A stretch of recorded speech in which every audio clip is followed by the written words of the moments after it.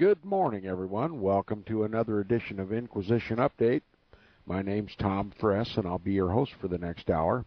Thanks for tuning in this morning, and we're anxious to resume our study of the book, The History of Romanism by John Dowling.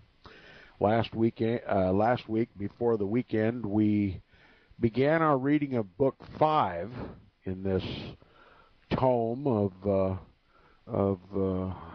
John Dowling.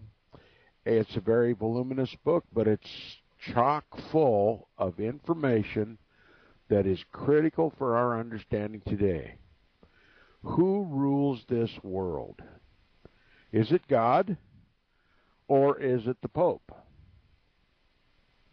We're going to find out that, especially during the life and times of Pope Gregory VII, and a period of history between 1073 A.D. until the pontificate of Pope Boniface VIII in 1303, the papal power grew to a stature previously unknown.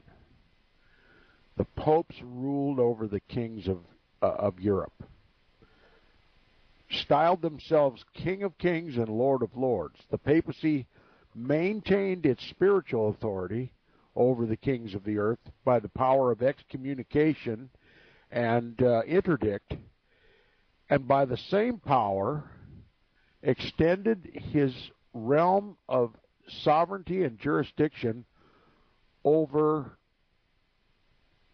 earthly things. Okay? This is the growing attempt of the papacy to achieve the status of King of Kings, in other words, King of all the kings of the earth, to make all the kings of the earth his vassals, and to be Lord of Lords, the spiritual leader of all the churches. Okay? This is a role that we would expect Christ to take, right? And this is Christ's rightful jurisdiction. But never did he transfer his power and authority and sovereignty, his King of Kings and Lord of Lords status, to a mere man. Okay?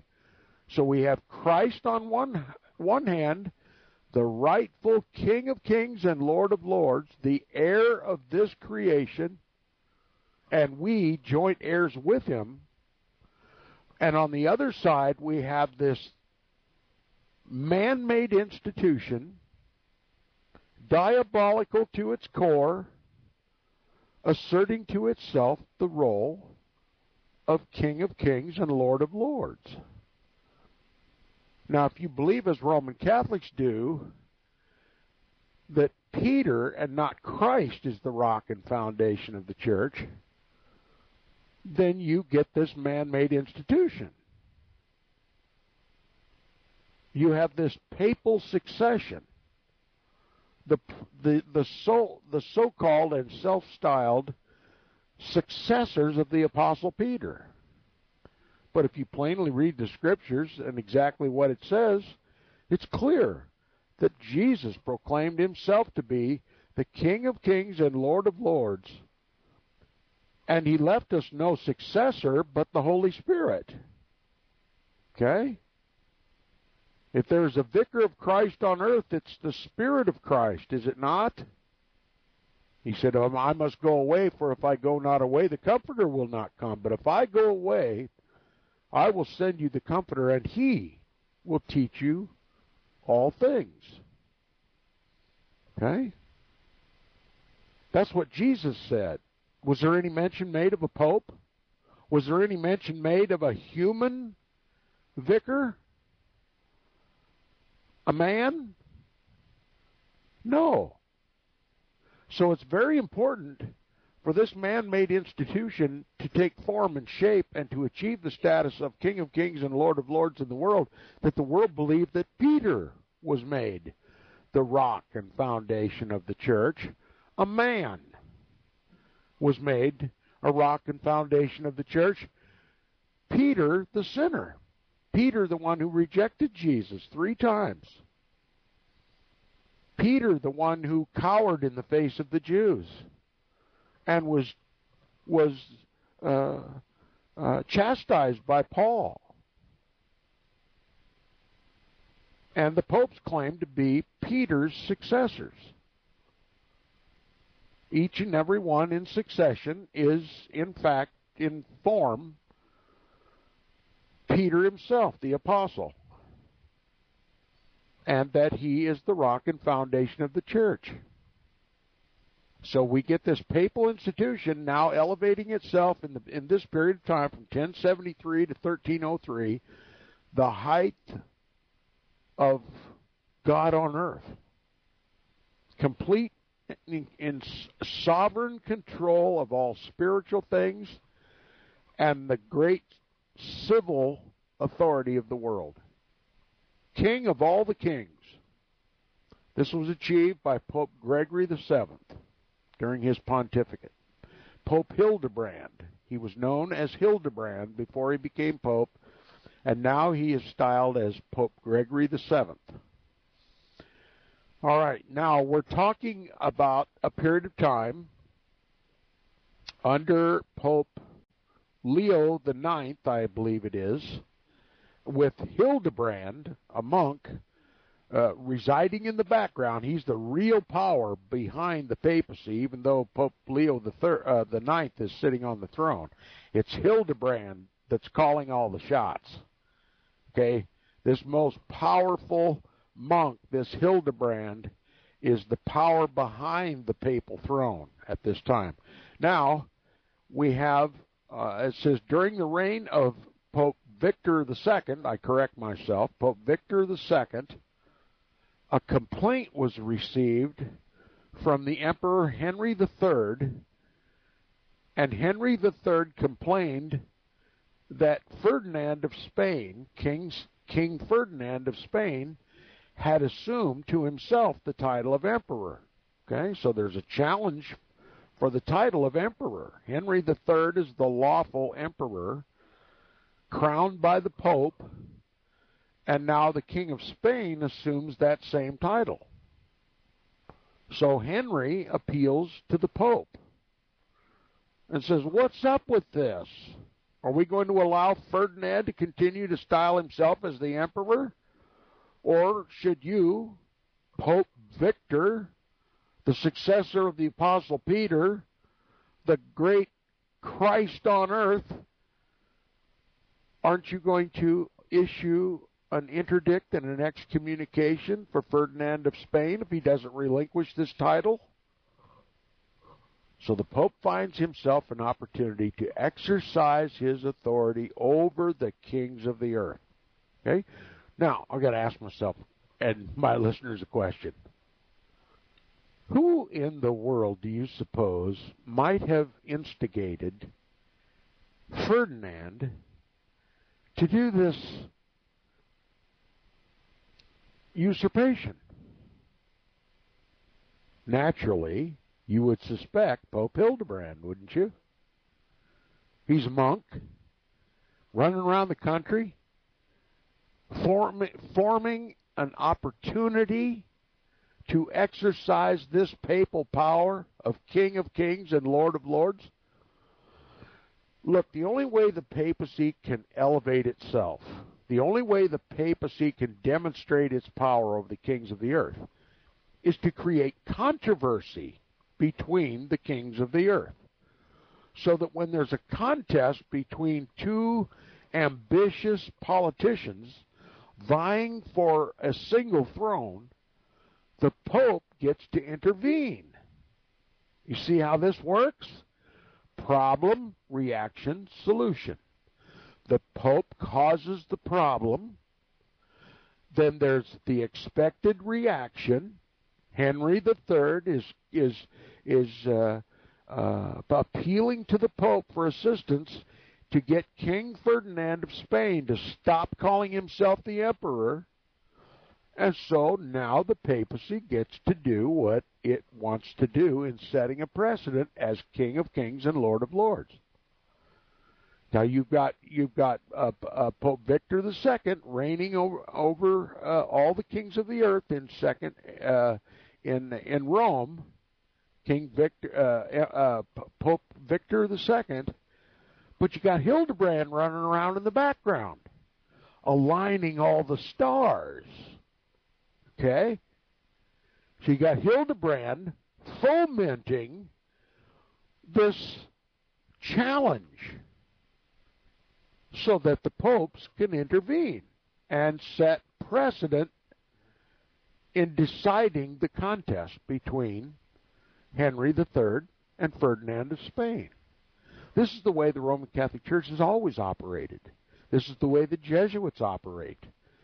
They manipulate and influence kings and princes and raise up these controversies, pretending one Jesuit pretending to be the favorite of one king, and then a Jesuit on the other side pretending to be the favorite of the opposing king, and they orchestrate these rivalries, these contests for political power and struggle.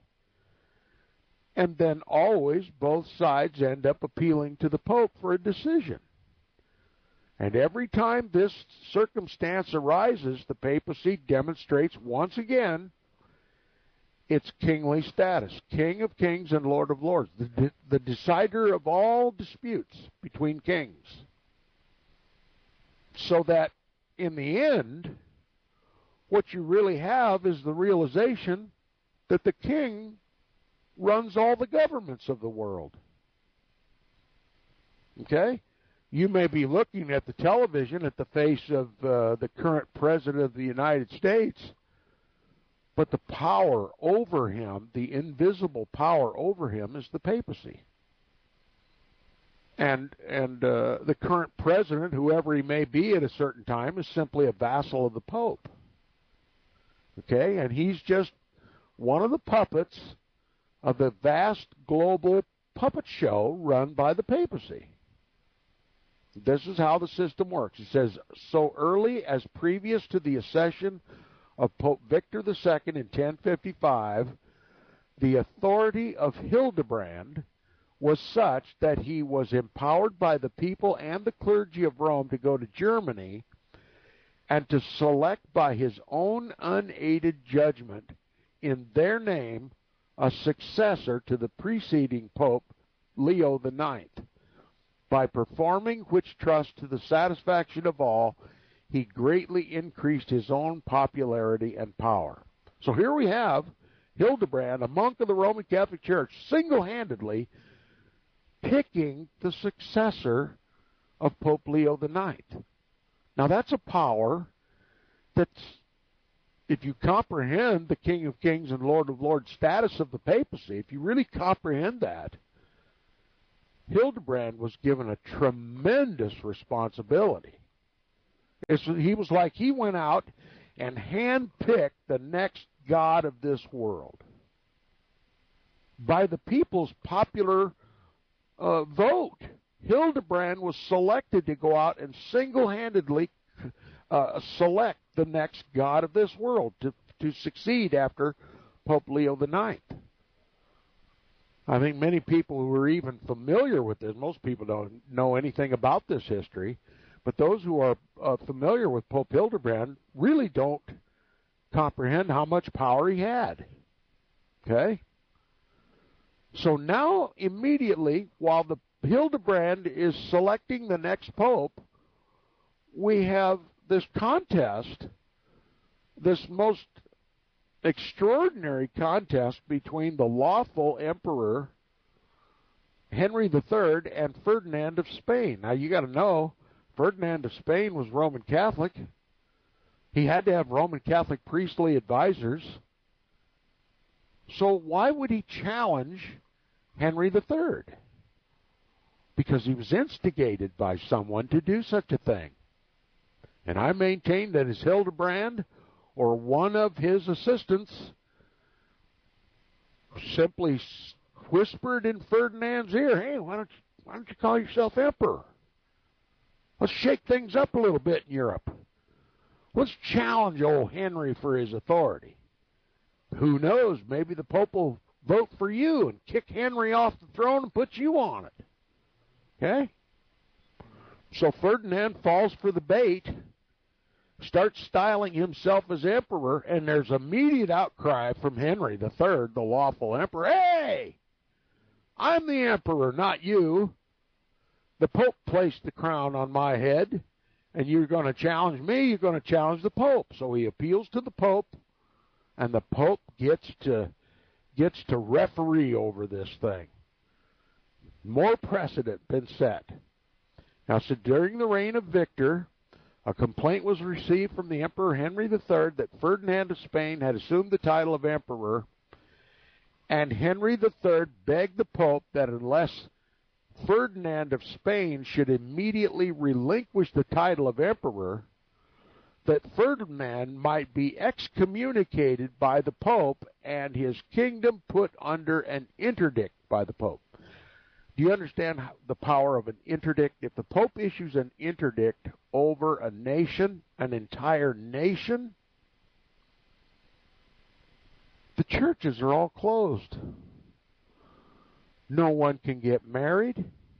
No one can have the Eucharist. Nobody can take Jesus and, the Jesus cookie. The church is completely shut down. And the church, to a Roman Catholic, is salvation itself. When the Pope closes the door on the church and locks the door, he's locked up heaven. You can't have grace infused if the door of the church is locked up. You can't say confession to a priest. You can't gain absolution. And if you die during that period of unatoned sins, you go straight to hell. So it's more important to have the church doors open than it is to have the vault open at the bank so you can get your money. Okay, you can live without money, but you can't live without salvation, right? You must get to the church. You must confess your sins to the priest. You must gain absolution after doing penance. You must gain absolution, because if you don't obtain absolution for your sins before you die, if you get run over by a horse while the Pope has closed the church in this interdict, then you go straight to hell. You die in mortal sin. So at whatever cost, they have to remove this interdict. So Henry's appealing to the Pope: you either preserve my emperorship and you excommunicate Ferdinand and close down all the churches in Spain, or you're not the God of this world after all. Right? So the Pope's got an opportunity to demonstrate his godlike power. All right? Henry suggests that Ferdinand ought to be excommunicated and his kingdom, Spain, put under a nationwide interdict, at least until he relinquishes his claim to the title emperor. Now, Hildebrand saw at once that this would be a favorable opportunity of advancing the scheme he had doubtless already formed of reducing all earthly sovereigns to subjection to the papal power, and accordingly persuaded the Pope to dispatch legates. Remember, Hildebrand's not Pope yet.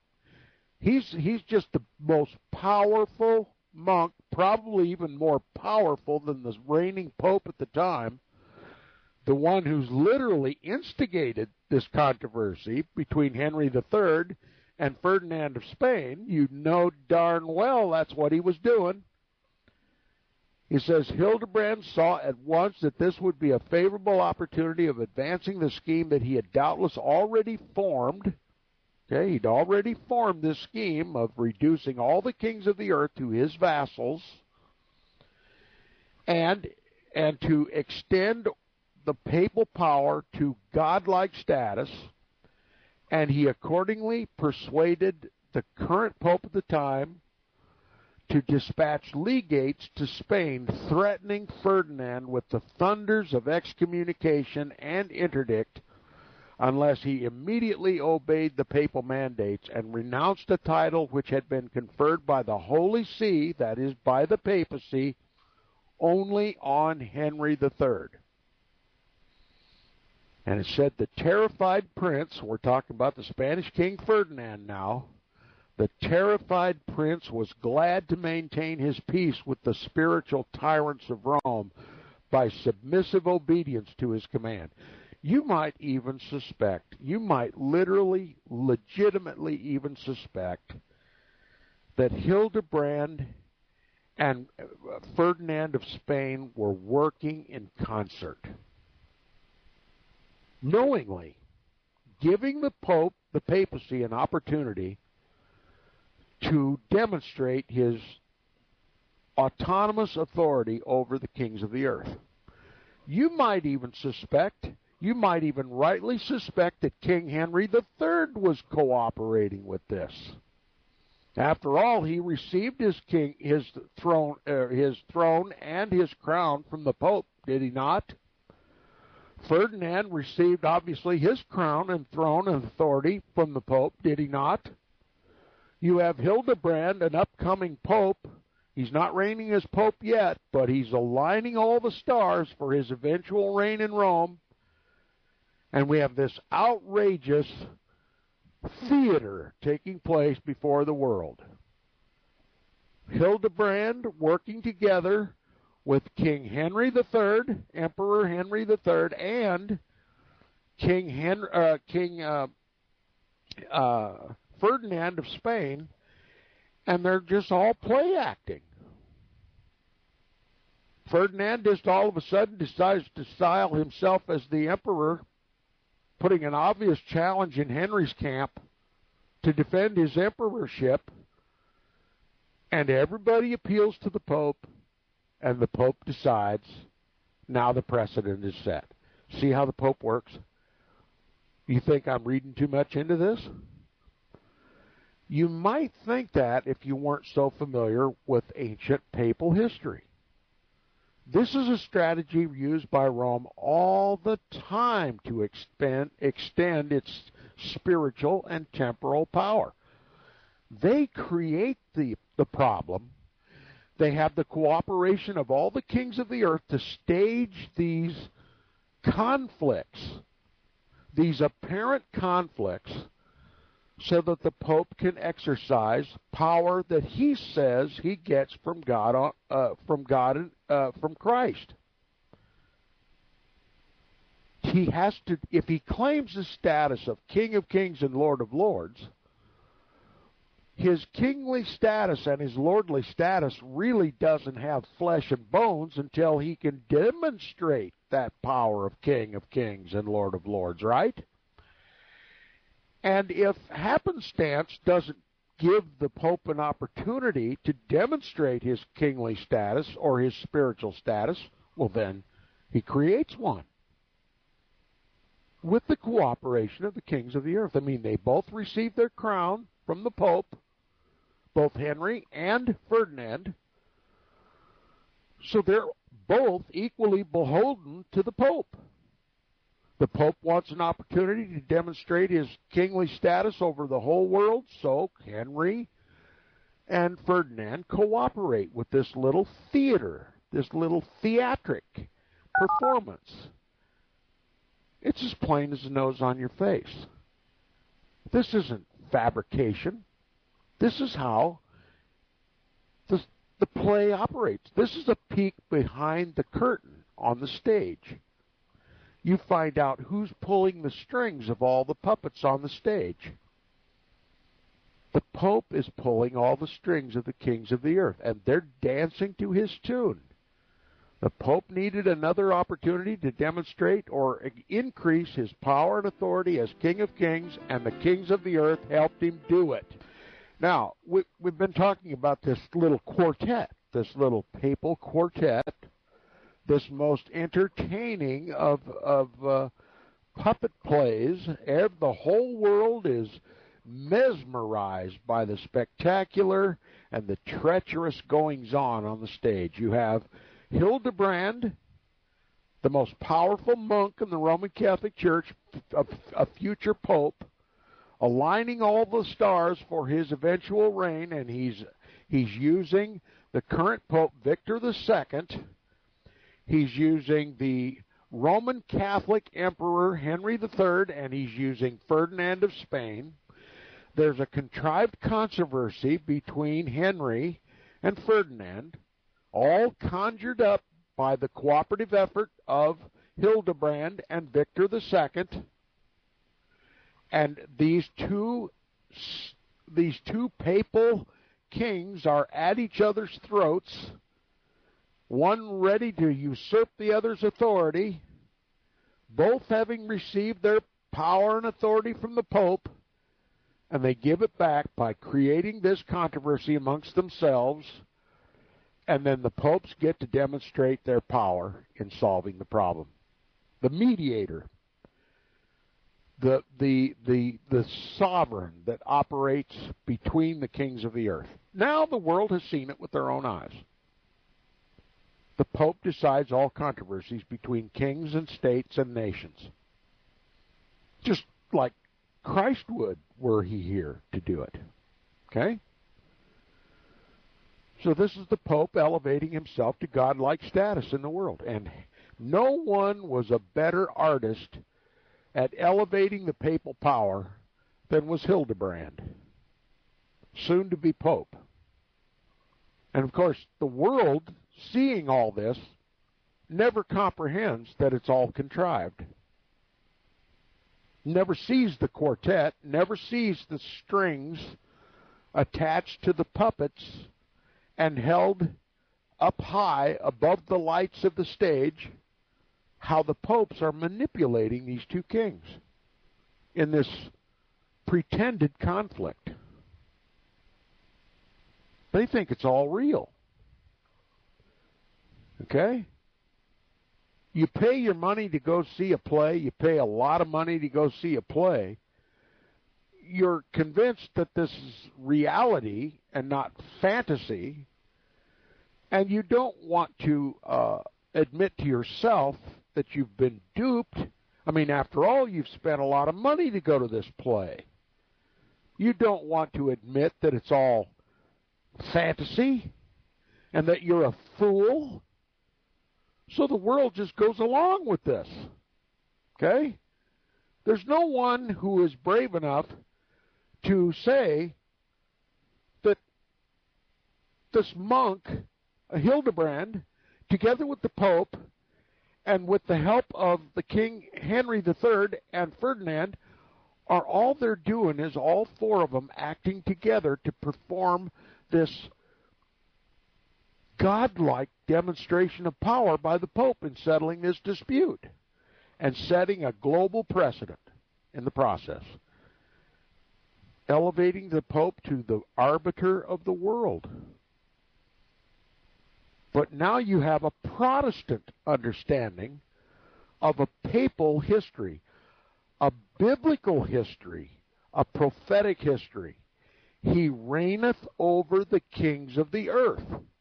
The Pope reigns over the kings of the earth. That's what our Bible says. We know who the he is. It's the papacy. And there's no contender anywhere else in world history for this role. The papacy is the only one in the history of the world that has ever demonstrated his power in ruling over the kings of the earth. When the question is asked, who rules over the kings of the earth? If this were a test in your high school, who rules over the kings of the earth? You would normally, on any other examination, be given four choices. Choice number A, B, C, and D. Check the right box. But in this case, the question is asked, who reigneth over the kings of the earth? There's but one box to check. Selection A. There is no B, C, or D. Okay? And if your pastor's not telling you this, he's obviously not doing his job. Do you understand now how derelict your pastor is? Never mind that he's beautiful, his wife's beautiful. They're well-spoken, well thought of. They live saintly lives. They sing so pretty. They preach so eloquently. They have given you such a beautiful church. It's paid for. The mortgage has been burned. The choir is so beautiful, sings so wonderful. The big pipe organ just rattles the rafters of the whole neighborhood. You are in the best church in the world, but your pastor's not telling you this. Your pastor's not telling you prophetic truth. He's not telling you who the Antichrist is. Now, is he really worth all the love and affection that people love to ravish upon their spiritual leaders? You've got to question who your pastor is serving. Is he serving Christ? He says he is. He prays so wonderfully, leads the congregation in such wonderful song and praise, but he's not telling you a critical piece of history that makes all the difference. Does your pastor preach that the Antichrist is one of the ancient Roman Caesars? Or possibly even Gregory the Great of the ancient Greek Empire? Or is he teaching you that the Antichrist is a single individual, yet future, never before yet seen upon the earth? Now, how precious is that expensive church? How precious is that beautiful voice that sings and leads the choir? It falls to the ground, doesn't it? The greatest show on earth. That's what every church is in this country. If they don't teach the truth, they're nothing but a show, a pretense. It appears to be Christian, but there's vital information missing.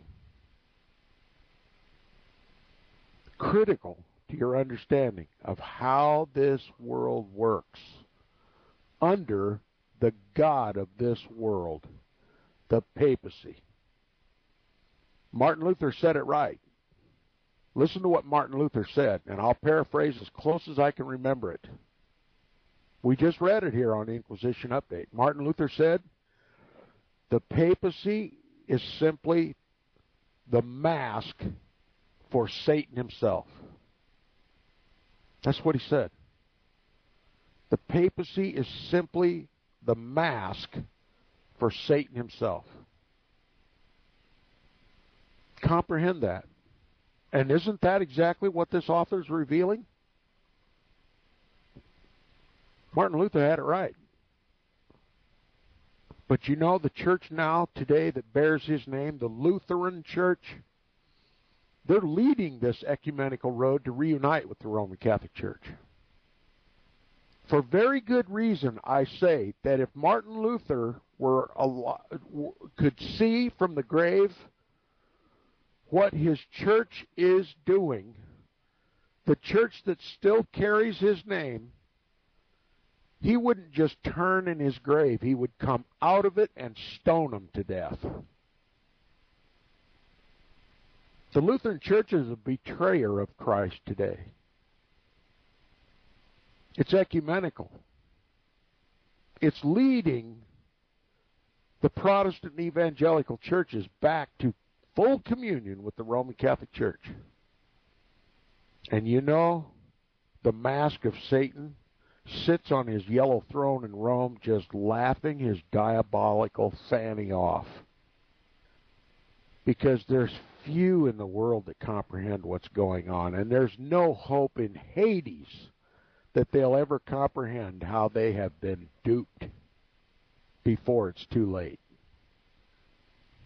If you're hearing anything important on Inquisition Update this morning, it is that the churches have been made the enemies of Christ today. They're waging war against the Lamb of God. They're making bacon with the pig in Rome. And they're leading God's people straight into the mire. Subsection 2, it says, a few years later, Hildebrand and Pope Nicholas II, who was elected in 1059, had the address to prevail upon Robert Guiscard. Robert Guiscard, another name you've never heard in your high school history book. Robert Guiscard, a famous Norman conqueror, in consideration of the Pope's confirming to him certain territories he had conquered. Yes, he had conquered them, but he had to wait for the Pope to confirm those territories and that he had conquered as his own possessions. Okay? And to which neither Nicholas nor Robert, Pope Nicholas nor Robert Guiscard, had a particle of right to own himself a vassal of the Holy See and to take an oath of allegiance to the Pope, which is transcribed by Cardinal Baronius from a volume in the Vatican Library in the following terms. Quote, I, Robert, by the grace of God and St. Peter, Duke of Apulia and Calabria and future Duke of Sicily, promised, listen to this, promised to pay to St. Peter, to you, Pope Nicholas, my Lord, to your successors, or to your and their nuncios, 12 deniers money of Pavia for each yoke of oxen, as an acknowledgment for all the lands that I myself hold and possess, or have given to be held and possessed by any ultramontanes, and this sum shall be yearly paid on Easter Sunday by me, my heirs, and my successors, to you, Pope Nicholas, my Lord, and to your successors. So help me God and these holy Gospels, unquote. Now, does that sound like a vassal of the Pope? Swearing the same allegiance to the Pope that he might swear to Christ? That's exactly why there's only one selection under the question, who reigneth over the kings of the earth? A, the Pope, and there's no B, C, or D. Just another example of history of how the Pope reigned over the kings of the earth. Now, this conqueror who conquered all these lands could not take possession of or rule them without the Pope's say-so. And to buy the Pope's say-so, he had to propose a perpetual tax. 12 denier of money for every yoke of oxen. And it had to be paid yearly on Easter Sunday, no doubt, to the papacy and to all the popes in succession. Forever. Now here's just another country that has an annual tax levied upon it by the popes of Rome. Now I suggested to you earlier, asking if anyone knows of a similar tax being imposed upon the populace of this country to pay the papacy. Obviously, if there is, they've cloaked it behind foreign aid or something. But look, if the Pope is the King of the kings and the Lord of the lords, he has the right to tax. If he's the emperor, if he's the Caesar of Caesars, he has the right to tax, and all the Caesars of the world have the obligation to pay their taxes to the Pope. Do you wonder how the papacy, the Roman Catholic Church, is the single most wealthy institution on the planet? Now we have in writing proof that this Norman conqueror became a vassal, a tax-paying vassal of the Pope. They not only take their orders from Rome, they pay their taxes to Rome. They take your labor your back-breaking labor, and they convert it into mountains of money for the Pope. They receive their crowns from the Pope. They don't receive their crowns from the people. Oh, I know it looks like we elect our presidents, but they don't rule at our behest. They don't rule for our benefit.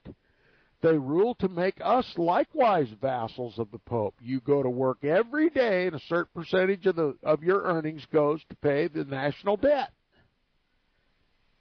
Who do you think incurs the debt, and who collects the money? Now, someone would say, Tom, are you suggesting the Pope is the beneficiary of all our hard labor? Yes, that's what I'm saying. That's exactly what I'm saying. The Federal Reserve Bank is a Vatican bank. The institution that prints the money for this country and regulates the economy is a Vatican bank. They roll out reams and reams of paper money. It's distributed to the banks, and it's loaned to us at interest.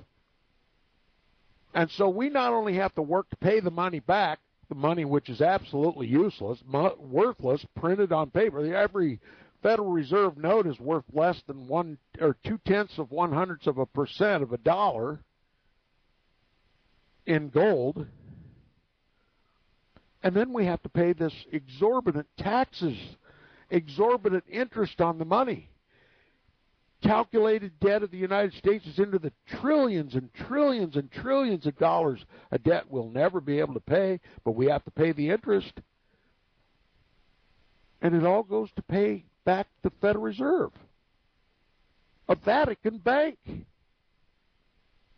owned and controlled by the Knights of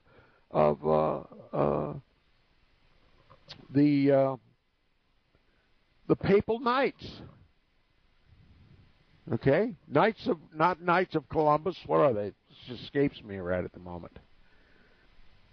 Look, we don't print our own money. Look, if we were a godly nation, we would have gold and silver, real value, real money.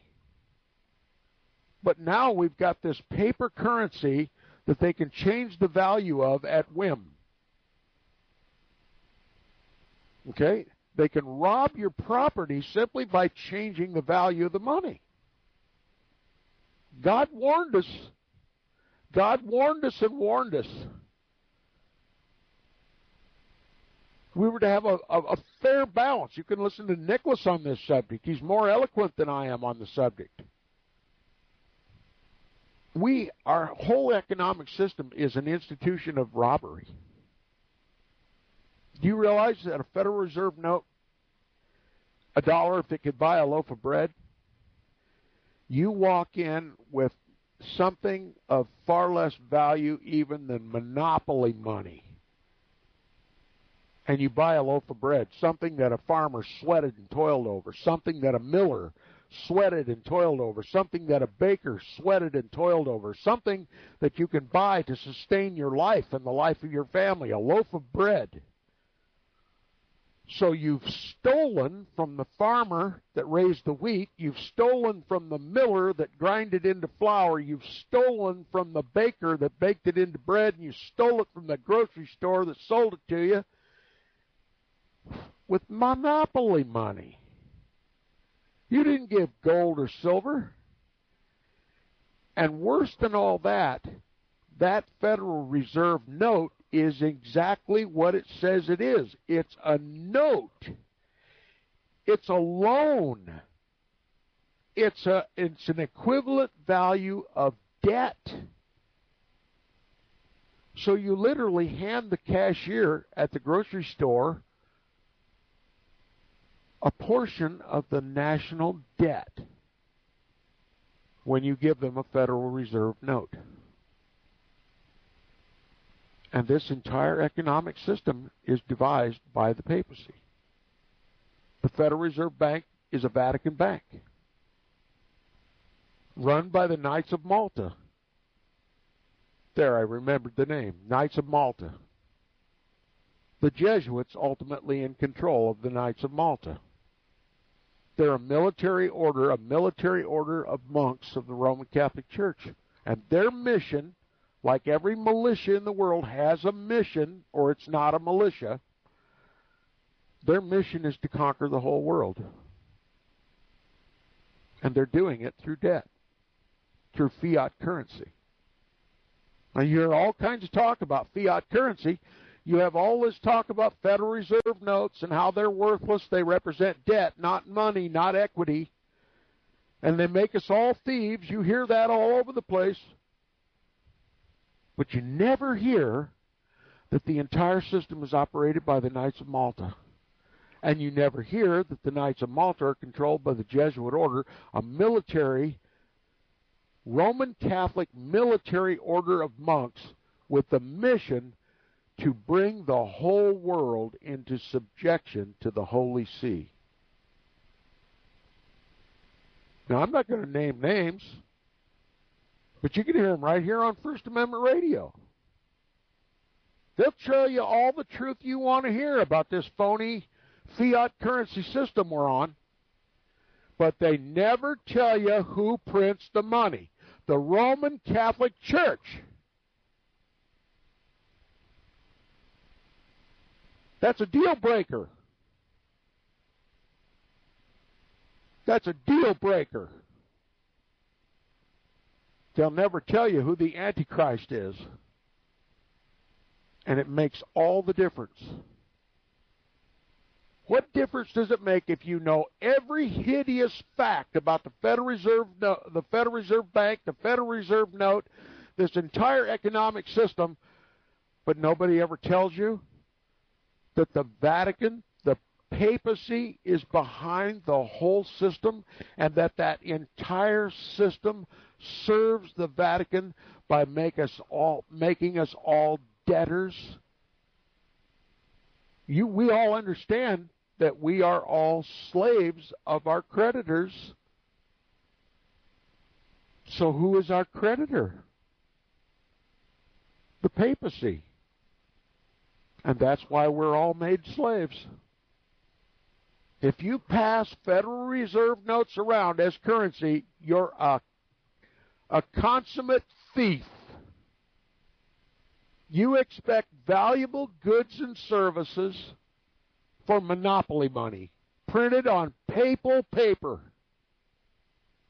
And by that you incur debt, and by that you incur more debt through usury. And you call yourself a Christian? What do you mean? Your pastor isn't telling you about all this? You can see that big pipe organ on the wall that resonates the rafters in the entire neighborhood every Sunday morning is about to fall to the ground. That $1 million pipe organ in the front of the churches is about ready to fall to the ground. You got nothing to pipe about now. You've got to ask yourself the question, why isn't your pastor telling you this? Why isn't your government telling you this? Why don't we have a president of the United States stand up before the whole world at the White House or wherever he's at and say, the papacy will not run my White House. This is a Christian nation, not an antichrist nation. And we're going to review every law and every constitution in this country, and anything that even remotely resembles Roman Catholic canon law, we're going to redact from the record. Ipso facto, null and void. The papacy will not make vassals of those who put me in office, including me. Where's the courage?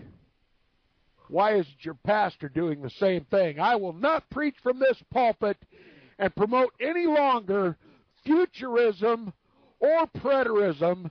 I will preach historicism, that the Pope is the historical Antichrist of Scripture. You know, we could all do it in a day.